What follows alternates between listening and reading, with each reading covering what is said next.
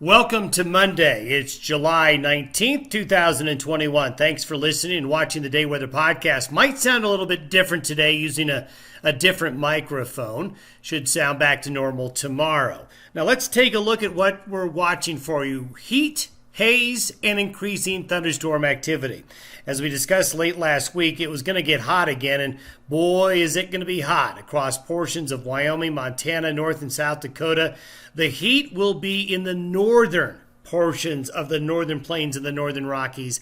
Hottest up there. Temperatures are going to be very warm elsewhere across the central and southern Rockies, but the heat will be up north. High pressure is expanding northward out of the Great Basin, and hot conditions, especially as we mentioned in those northern areas. Now, the best thunderstorm chances to start the week will be along and west of the Continental Divide. That's where the thunderstorms are going to get started. So that's something different. For lots of the spring and summer season so far, it's been east of the divide that's been wet, but the west of the divide is going to have the best moisture to start the week. However, that moisture west of the divide starts to get on to the eastern plains and on the other side of the mountains by late in the week and next weekend and into next week, bringing better chances for thunderstorms to all areas.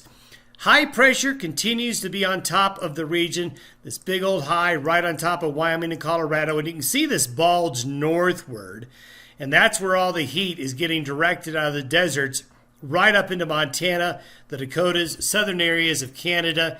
It's going to be this area right here, relative to normal, will be the hot spot right there, while cooler than normal conditions continue down there. Now, these are the forecasted high temperatures for today. Look at Montana. Woo! Hot. Western North Dakota, the Bighorn Basin of Wyoming, and the northeast plains of Wyoming likely going to get to near 100. Now, if you look at the central Rockies, yeah, it's going to be warm, but those are typical July temperatures. So Colorado, southern Wyoming, down here, not nearly as hot as those northern areas. Unfortunately, when we get into a situation like this, got a photo yesterday from a podcast listener living up in the Bighorn Mountains there in northern Wyoming. He sent this picture of a pyrocumulus cloud. You can see the smoke column right here.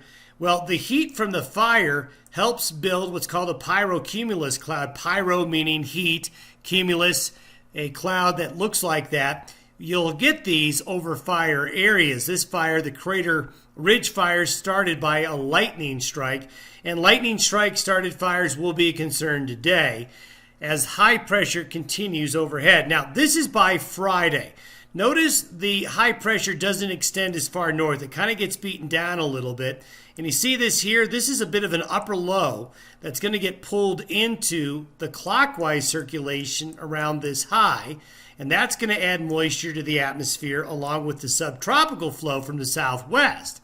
And by next week, this is by next Tuesday, we see that high migrating into the central plains like we discussed last week, opening that door to the subtropical moisture. So yes, we've got some really hot, hazy weather coming.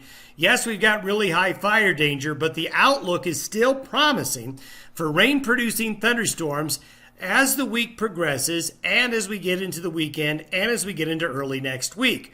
Over the next 10 days, you can see the temperatures relative to average are hottest in these areas right here.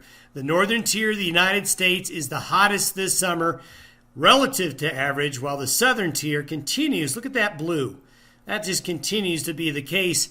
So the summer pattern is set. Hot in the north, not as hot in the south. Now let's see as we go forward what the moisture is going to do. Now this is for this afternoon. Notice here, if we were to draw along the Continental Divide, you can see how more wet it is west of the divide, while it's much drier east of the divide. So as you get into the mountains and west of the divide, this is where the rain chances are the highest today in this arch like this. The lower chances are going to be right here. But look what happens as we go forward. This is today. This is Tuesday. There's an expansion eastward of that deeper subtropical moisture. This is by Friday, and this is by next Wednesday. Now, by next Wednesday, you can see actually it dries out a little bit in Arizona and western New Mexico, but there's an arch of subtropical air in the central and northern Rockies. That's why there's going to be some rain and thunderstorm activity in the areas that are hottest right now. So there is help on the way. But I tell you, folks, it's going to be very, very warm to hot in a lot of locations in the Northern Rockies this week.